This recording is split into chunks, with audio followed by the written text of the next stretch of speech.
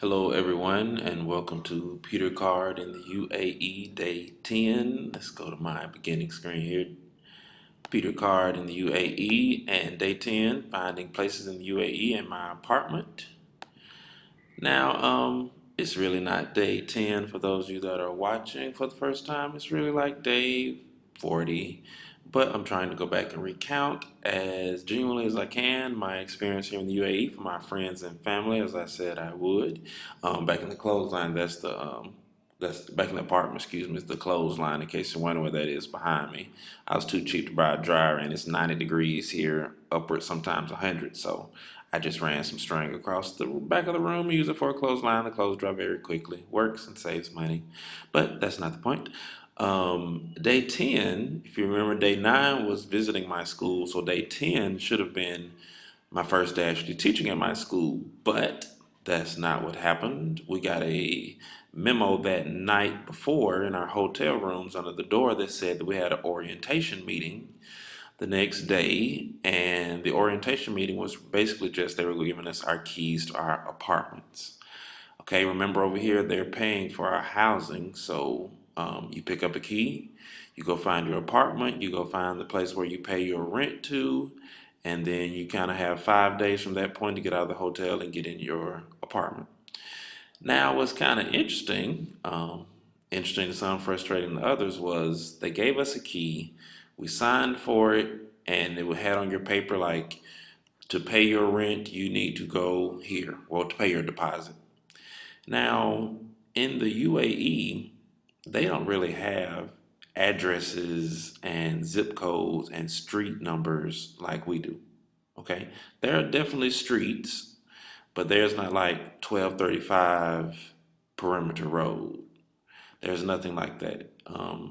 When people give you directions, they say things like near the clock tower, which is what it said on my rental agreement, or near Tawan Hospital, or it may say near the intersection of Sheikh bin Zayed Road and 144th Street. And for a person who's not here, you have no clue where these places are. So there were several of us that we needed to go pay our rental deposit or at least get a contract, contact our leasing person um, at a building near the clock towers. We have no idea where the clock towers are. So we all go downtown, we get taxis, and we just start going through the streets like we're on Amazing Race, if you've ever seen that show, just asking people, where do we go? Where do we go? Eventually, we were able to get some help and find the place. Really, no address, just we found the building, and you had to give them your paperwork to get started for a contract for your apartment. You didn't get any kind of leasing agreement that day. You did have the keys, so you could go see the building, even though you hadn't put the deposit on it, just see what it looks like to make sure it was okay. And that began the process of getting your apartment, which instead of taking 5 days to actually get our contract and pay our deposit, ended up taking like maybe 9 days, maybe. So they actually extended our stay in the hotel. Looking back on it, it doesn't seem like that much now, but it's kind of irritating and frustrating at the time because you didn't know when you were going to move, were you going to get put out of the hotel and your apartment not be set up. It was kind of like day to day. You didn't know what the situation was. So you would be going to the office 2 or 3 times trying to contact somebody and say, it's my contract here, it's my contract here. So it's frustrating, but now that it's over, it doesn't seem like quite so much. So let's look at some photos of the apartment when I moved in. So this was the orientation meeting where we got the keys. And here is Healy Complex. This is a very large complex. There's 76 buildings that look like these right here up and down this street. There's about 7 floors in each one. My apartment is on the ground floor.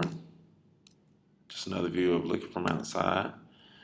And there's like the sidewalk that you walk down. You can't drive down this one, you walk down this one.